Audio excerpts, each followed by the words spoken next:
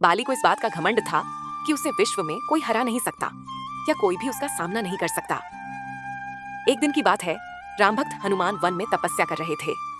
उस दौरान अपनी ताकत के नशे में चूर बाली लोगों को धमकाता हुआ वन में पहुंचा और चिल्लाने लगा कि कौन है जो मुझे हरा सकता है।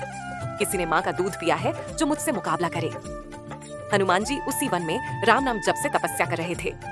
बाली के चिल्लाने से उनकी तपस्या में विघ्न हो रहा था। उन्होंने बाली से कहा, वानर राज, आप अति बलशाली हैं, आपको कोई नहीं हरा सकता, लेकिन आप इस तरह चिल्ला क्यों रहे हैं? यह सुनकर बाली भड़क गया। उसने हनुमान जी को चुनौती थी और यहाँ तक कहा कि रे वानर, तू जिसकी भक्ति करता है मैं उसे भी हरा सकता हूँ। राम का मजाक उड़ता देख हनुमान को क्रोध आ गया है और उन्होंने बाली की चुनौती स्वीकार कर ली। तय हुआ कि अगले दिन सूर्योदय होते ही दोनों के बीच दंगल होगा। अगले दिन हनुमान तैयार होकर दंगल के लिए निकले ही थे कि ब्रह्मा जी उनके समक्ष प्रकट हुए। उन्होंने हनुमान को समझाने की कोशिश की कि वे बाली की चुनौती स्वीकार न करे, लेकिन हनुमान जी ने कहा कि उसने मेरे प्रभु श्री राम को चुनौती दी है। ऐसे में अब यदि मैं उसकी चुनौती को अस्वीकार कर दूंगा तो दुनिया क्या समझेगी, इसलिए उसे तो सबक सिखाना ही होगा।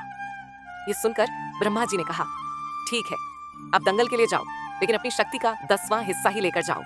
शेष अपने आराध्य के चरण में समर्पित कर दो। दंगल से लौटकर ये शक्ति फिर हासिल कर लेना। ये सुनकर हनुमान जी मान गए और अपनी कुल शक्ति का 10वां हिस्सा लेकर बाली से दंगल करने के लिए चल पड़े। दंगल के मैदान में हनुमान जी ने जैसे ही बाली के सामने अपना कदम रखा, ब्रह्मा जी के वरदान के अनुसार हनुमान जी की शक्ति का आधा हिस्सा बाली के शरीर में समाने लगा।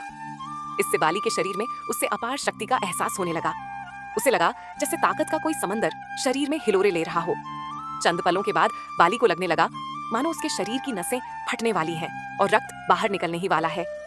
तभी अचानक ही वहां ब्रह्मा जी प्रकट हुए और उन्होंने बाली से कहा कि खुद को जिंदा रखना चाहते हो तो तुरंत ही हनुमान से कोसों दूर भाग जाओ, अन्यथा तुम्हारा शरीर फट जाएगा।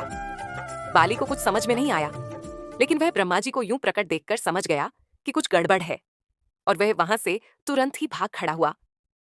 बहुत दूर जाने के बाद उसे राहत मिली, शरीर में हल्कापन लगने लगा।